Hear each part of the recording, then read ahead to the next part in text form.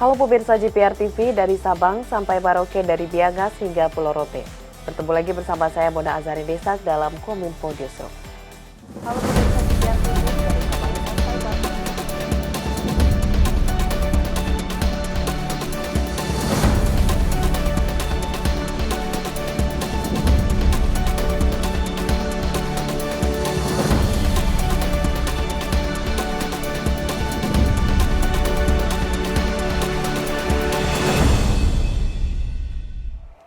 Pemirsa, kita ke informasi pertama. Dalam kunjungan kerjanya ke Tokyo, Jepang, di depan sejumlah CEO perusahaan Jepang, Presiden Joko Widodo mengatakan Indonesia merupakan tempat terbaik berinvestasi. Hal ini diperkuat dengan pertumbuhan ekonomi dalam negeri yang membaik pasca pandemi dan situasi politik dalam negeri yang kondusif.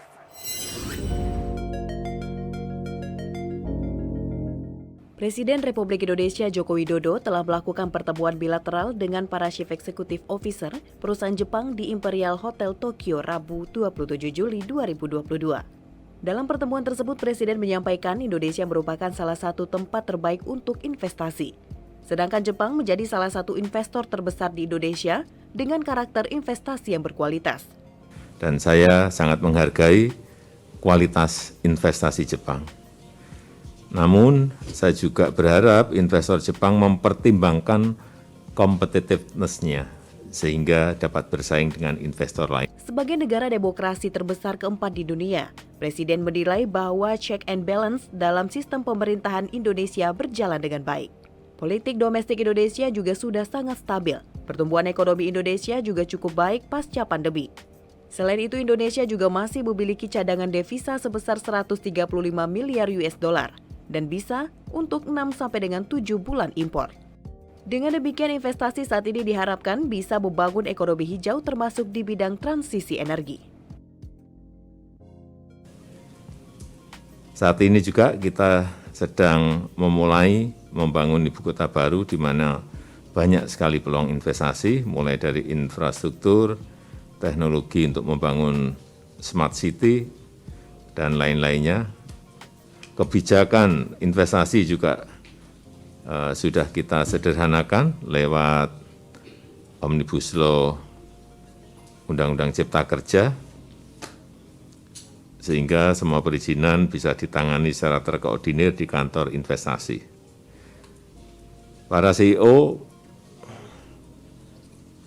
silahkan minta nomor HP-nya Menteri Investasi, ini penting. Jika ada masalah, silahkan langsung berhubungan dengan Menteri Investasi. Pemirsa, selain bertemu dengan para CEO perusahaan Jepang, Presiden Joko Widodo juga bertemu dengan Perdana Menteri Jepang Fumio Kishida.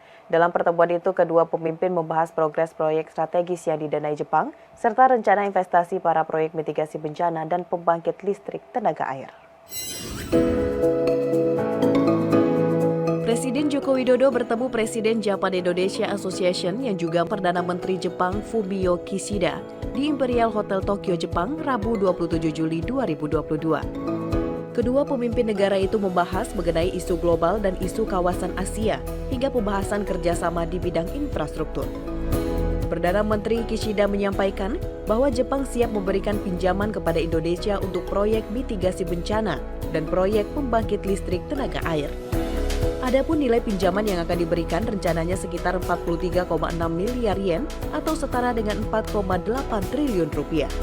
Saya telah menyampaikan kepada Presiden Joko Widodo bahwa Jepang sedang dalam memproses pinjaman yen sebesar kurang lebih 43,6 miliar yen untuk proyek bidang mitigasi bencana dan juga untuk perampungan PLTA Pesangan. Selain itu, sebagai upaya mengukuhkan perdamaian dan keamanan di kawasan laut yang mengelilingi Indonesia, PM Kishida akan mendukung lebih lanjut peningkatan kemampuan keamanan maritim. Presiden Joko Widodo dan saya menyambut baik memorandum kerjasama dalam bidang lingkungan yang akan segera ditandatangani. Di kesempatan yang sama, Presiden juga menyampaikan harapannya agar proyek strategis yang didanai Jepang dapat segera diselesaikan. Mulai dari proyek Mass Rapid Transit Jakarta, kawasan industri Papua Barat hingga perluasan pelabuhan Patimban. Kami terus mengharapkan dukungan Pengetahuan dan Teknologi Baru Jepang untuk mendukung beberapa proyek strategis Indonesia, terutama untuk hilirisasi komoditas alam, pengembangan mobil dan motor listrik, serta sektor kesehatan dan pangan. Yogyakarta terpilih menjadi tuan rumah pelaksanaan kedua Agriculture Deputies Meeting yang akan berlangsung pada 27 sampai dengan 29 Juli 2022. Sekretaris Jenderal Kementerian Pertanian Kasdi Subagiono mengatakan kesiapan Kementerian Pertanian dalam Kongres Kegiatan Kelompok Kerja Pertanian serta pembahasan draft deklarasi Menteri Pertanian G20 Presidensi Indonesia tahun 2022. Pemerintah Indonesia melalui Kementerian Pertanian menggelar sesi kedua pertemuan Agriculture Deputies Meeting di Yogyakarta pada 27 hingga 29 Juli 2022. Sama halnya dengan ADM yang pertama yang telah berlangsung pada akhir Maret lalu, ADM sesi kedua diharapkan dapat memperkuat komitmen ketahanan pangan negara-negara di dunia. Pertemuan ini merupakan rangkaian kegiatan Kelompok Kerja Pertanian atau Agriculture Working Group yang puncaknya akan dihadiri para Menteri Pertanian seluruh dunia pada 6 hingga 8 September mendatang di Bali. Sekretaris Jenderal Kementerian Pertanian Kasdi Subagiono yang juga pemimpin sidang ADM kedua menjelaskan, sesi kedua ADM akan diawali dengan penyampaian progres rangkaian kegiatan yang telah dilaksanakan Kelompok Kerja Pertanian. Dilanjutkan dengan pembahasan EWG Constraint Deliverables, serta kegiatan utama pertemuan ADM yang membahas draft komunike atau deklarasi Menteri Pertanian G20 Presidensi Indonesia tahun 2022. Sekjen Kasdi yang juga sebagai Ketua Delegasi Republik Indonesia menekankan pelaksanaan ADM kedua ini harus mampu menghasilkan komitmen yang dapat mendorong implementasi isu prioritas utama bagi kelompok kerja pertanian G20. Pada kesempatan ini juga Bapak Menteri Pertanian menyampaikan beberapa arahan kepada kita semua, Unit Etron 1 untuk disampaikan kepada seluruh anggota bahwa kita di G20 harus memperkuat daripada unity G20. Kebersamaan, kekompakan, persatuan dan kesatuan G20. Ini sangat penting. Ini organisasi ekonomi yang sangat besar dari 20 anggota negara yang tentu sangat diperhitungkan di kancah dunia, di kancah global.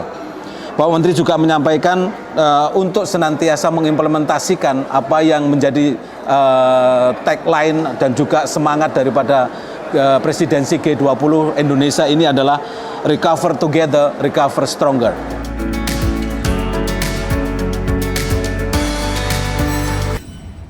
Badan Kesehatan Dunia WHO menyatakan cacar monyet atau monkeypox sebagai darurat dunia karena mengalami lonjakan kasus yang sudah terjadi di 75 negara.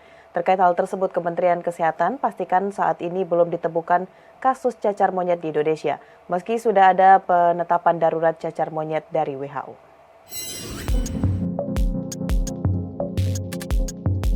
Juru bicara Kementerian Kesehatan Muhammad Syahril menegaskan hingga saat ini Indonesia belum ditemukan kasus terkonfirmasi positif cacar monyet atau monkeypox. Saya ingin menyampaikan situasi di Indonesia. Nah, alhamdulillah sampai dengan hari ini, sejak diumumkannya kasus pertama di Inggris yang lalu, kita belum ada kasus konfirmasi, probable maupun suspek ya. Cuman kemarin itu ada 9 kasus yang kita suspek gitu ya, tapi ternyata mereka dikeluarkan dari ini dan setelah di WGS atau di sequencing hasilnya negatif, tidak ditemukan cacar monyet. Sejak ditemukan pertama kali pada 6 Mei 2022 di Inggris, penyebaran monkeypox di dunia terus meluas. Di Indonesia, meski belum ditemukan kasus positif, pemerintah terus mengantisipasi penyebaran kasus cacar monyet atau monkeypox.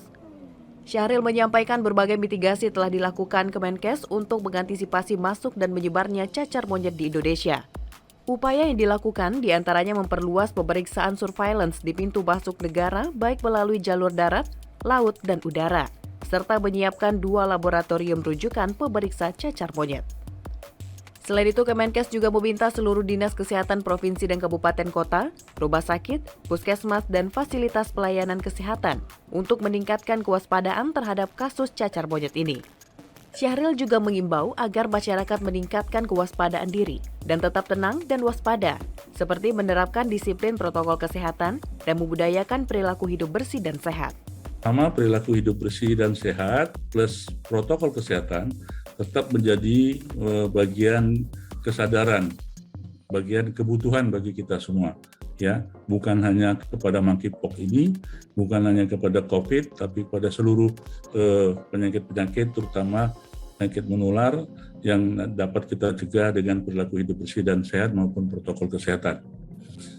Nah, yang kedua, bagi masyarakat, jika mengalami gejala demam dan ruam itu tadi luka-luka di sekitar mulut atau di tangan, cacar lah kita tahunya, harap memeriksakan diri ke fasilitas kesehatan terdekat, ya, jika kalau mengalami gejala serupa itu. Pemirsa, usai jeda kami akan kembali dengan berbagai informasi lainnya. Tetaplah bersama Kominfo Newsroom.